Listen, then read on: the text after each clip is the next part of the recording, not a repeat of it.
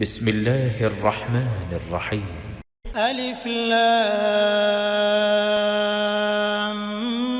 ميم را، تلك آيات الكتاب والذي أنزل إليك من ربك الحق ولكن أكثر الناس لا يؤمنون. الله الذي رفع السماوات بغير عمد ترونها ثم استوى على العرش وسخر الشمس والقمر كل يجري لأجل مسمى يدبر الأمر يفصل الآيات لعلكم بلقاء ربكم توقنون. وهو الذي مد الأرض وجعل فيها رواسي وأنهارا ومن كل الثمرات جعل فيها زوجين اثنين يغشي الليل النهار إن في ذلك لآيات لقوم يتفكرون. وفي الأرض قطع متجاورات وجنات من أعناب وزرع ونخيل صنوان وغير صنوان يسقى بماء واحد ونفضل بعضها على بعض في الأكل إن في ذلك لآيات لقوم يعقلون. وإن تعجب فعجب قولهم أإذا كنا ترابا أإنا لفي خلق جديد أولئك الذين كفروا بربهم وأولئك الأغلال في أعناقهم وأولئك أصحاب النار هم فيها خالدون. ويستعجلونك بالسيئة قبل الحسنة وقد خلت من قبلهم المثلات وإن ربك لذو مغفرة للناس على ظلمهم وإن ربك لشديد العقاب. ويقول الذين كفروا لولا أنزل عليه آية من ربه إنما أنت منذر ولكل قوم هاد الله يعلم ما تحمل كل أنثى وما تغيض الأرحام وما تزداد وكل شيء عنده بمقدار. عالم الغيب والشهادة الكبير المتعال. سواء منكم من أسر القول ومن جهر به ومن هو مستخف بالليل وسارب بالنهار له معقبات من بين يديه ومن خلفه يحفظونه من أمر الله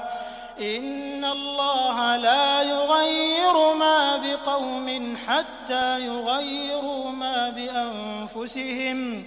وإذا أراد الله بقوم سوءا فلا مرد له وما لهم من دونه من وال. هو الذي يريكم البرق خوفا وطمعا وينشئ السحاب الثقال ويسبح الرعد بحمده والملائكة من خيفته ويرسل الصواعق فيصيب بها من يشاء وهم يجادلون في الله وهو شديد المحال. له دعوة الحق والذين يدعون من دونه لا يستجيبون لهم بشيء إلا كباسط كفيه إلى الماء إلا كباسط كفيه إلى الماء ليبلغ فاه وما هو ببالغه وما دعاء الكافرين إلا في ضلال ولله يسجد من في السماوات والأرض طوعا وكرها وظلالهم بالغدو والآصال قل من رب السماوات والأرض قل الله قل أفاتخذتم من دونه أولياء لا يملكون لأنفسهم نفعا ولا ضرا قل هل يستوي الأعمى والبصير أم هل تستوي الظلمات والنور أم جعلوا لله شركاء خلقوا كخلقه فتشابه الخلق عليهم قل الله خالق كل شيء وهو الواحد القهار أنزل من السماء ماء فسالت أودية بقدرها فاحتمل السيل زبدا رابيا ومما يوقدون عليه في النار ابتغاء حلية أو متاع زبد مثله كذلك يضرب الله الحق والباطل فأما الزبد فيذهب جفاء وأما ما ينفع الناس فيمكث في الأرض كذلك يضرب الله الأمثال للذين استجابوا لربهم الحسنى والذين لم يستجيبوا له لو أن لهم ما في الأرض جميعا ومثله معه لافتدوا به أولئك لهم سوء الحساب ومأواهم جهنم وبئس المهاد أفمن يعلم أنما أنزل إليك من ربك الحق كمن هو أعمى إنما يتذكر أولو الألباب الذين يوفون بعهد الله ولا ينقضون الميثاق والذين يصلون ما أمر الله به أن يوصل ويخشون ربهم ويخافون سوء الحساب والذين صبروا ابتغاء وجه ربهم وأقاموا الصلاة وأنفقوا مما رزقناهم سرا وعلانية ويدرؤون بالحسنة السيئة أولئك لهم عقبى الدار جنات عدن يدخلونها ومن صلح من آبائهم وأزواجهم وذرياتهم والملائكة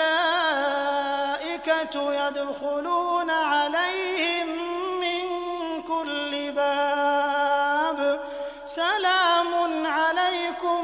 بما صبرتم فنعم عقبى الدار والذين ينقضون عهد الله من بعد ميثاقه ويقطعون ما أمر الله به أن يوصل ويفسدون في الأرض أولئك لهم اللعنة ولهم سوء الدار الله يبسط الرزق لمن يشاء ويقدر وفرحوا بالحياة الدنيا وما الحياة الدنيا في الآخرة إلا متاع ويقول الذين كفروا لولا أنزل عليه آية من ربه قل إن الله يضل من يشاء ويهدي إليه من أناب الذين آمنوا وتطمئن قلوبهم بذكر الله ألا بذكر الله تطمئن القلوب الذين آمنوا وعملوا الصالحات طوبى لهم وحسن مآب. كذلك أرسلناك في أمة قد خلت من قبلها لتتلو عليهم الذي أوحينا إليك وهم يكفرون بالرحمن قل هو ربي لا إله إلا هو عليه توكلت وإليه متاب.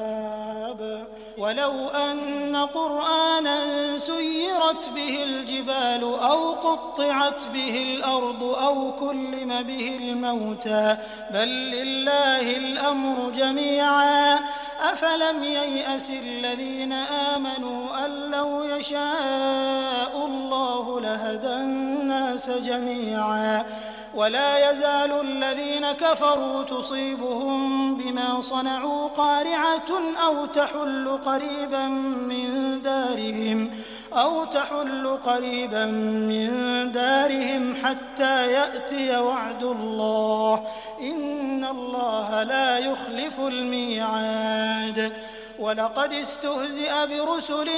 من قبلك فأمليت للذين كفروا ثم أخذتهم فكيف كان عقاب. أفمن هو قائم على كل نفس بما كسبت وجعلوا لله شركاء قل سموهم أم تنبئونه بما لا يعلم في الأرض أم بظاهر من القول بل زين للذين كفروا مكرهم وصدوا عن السبيل ومن يضلل الله فما له من هاد. لهم عذاب في الحياة الدنيا ولعذاب الآخرة أشق وما لهم من الله من واق. مثل الجنة التي وعد المتقون تجري من تحتها الأنهار أكلها دائم وظلها تلك عقبى الذين اتقوا وعقبى الكافرين النار. والذين آتيناهم الكتاب يفرحون بما أنزل إليك ومن الأحزاب من ينكر بعضه قل إنما أمرت أن أعبد الله ولا أشرك به إليه أدعو وإليه مآب. وكذلك أنزلناه حكما عربيا ولئن اتبعت أهواءهم بعدما جاءك من العلم ما لك من الله من ولي ولا واق. ولقد أرسلنا رسلا من قبلك وجعلنا لهم أزواجا وذرية وما كان لرسول أن يأتي بآية إلا بإذن الله لكل أجل كتاب يمحو الله ما يشاء ويثبت وعنده أم الكتاب. وإما نرينك بعض الذي نعدهم أو نتوفينك فإنما عليك البلاغ وعلينا الحساب. أولم يروا أنا نأتي الأرض ننقصها من أطرافها والله يحكم لا معقب لحكمه وهو سريع الحساب. وقد مكر الذين من قبلهم فلله المكر جميعا يعلم ما تكسب كل نفس وسيعلم الكفار لمن عقبى الدار. ويقول الذين كفروا لست مرسلا قل كفى بالله شهيدا بيني وبينكم ومن عنده علم الكتاب.